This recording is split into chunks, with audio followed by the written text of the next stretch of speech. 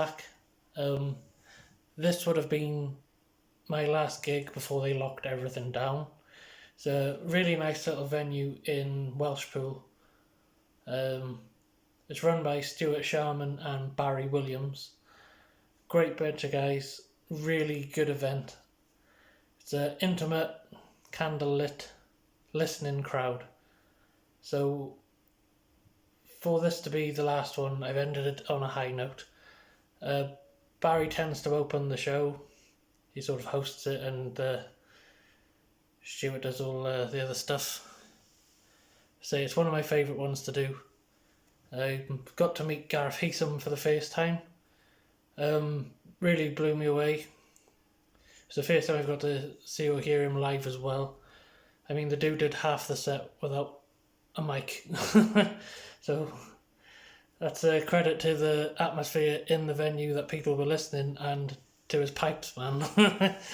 To sing half a set without a microphone is, it's great. Get on really well with Stuart and Barry. I've played the Songwriters Night last year, and we've hung out at festivals and stuff as well. Just plays a really, really nice blokes, to be honest. So if that was the last one for 2020 holds, I don't know what the future brings. Everything's been cancelled anyway, except for one, but they keep rolling the venue back. That's going to be a festival in October, if it all goes to plan. That'll be a Country on the Coast festival. But if that's how it ends, that's fantastic. I've finished on a high anyway. We really need to support venues like this. It seems that good gig etiquette and these listening venues and appreciative crowds are getting less and less. Venues are closing down. And as an acoustic singer-songwriter, I can't play pubs. I'm not doing the upbeat pop songs off the radio that everyone wants to get up and dance to. I play sad songs and country songs, and I put a tear in your beer, and it's very niche. So without these songwriters' nights and listening crowds, I'm buggered, basically. So to play an event like this is just something special, and we need to treasure them.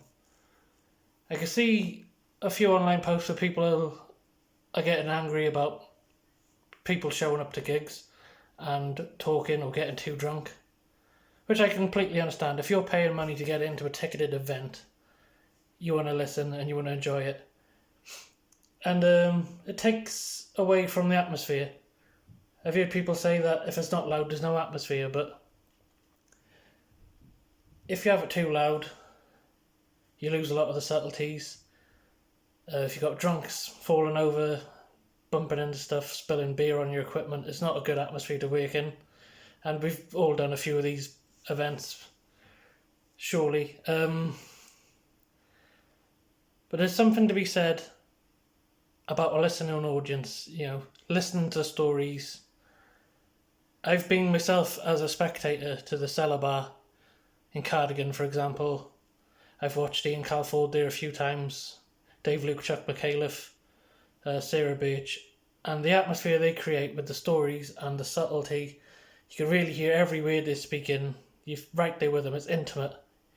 It's something that has been forgotten about how special that sort of thing is. Don't get me wrong. I like rowdy. I go to the pub. But for me personally, it's this sort of venue I absolutely love.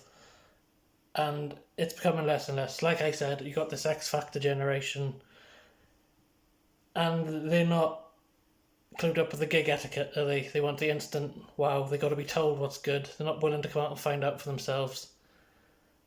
But they're completely missing out. The stories, the souls, the chat back and forth, being 4 foot away from a stage and interacting. There's a lot to be said for that. And Welshpool Songwriters Night, it's got it nailed. It's candlelit, it's wonderful.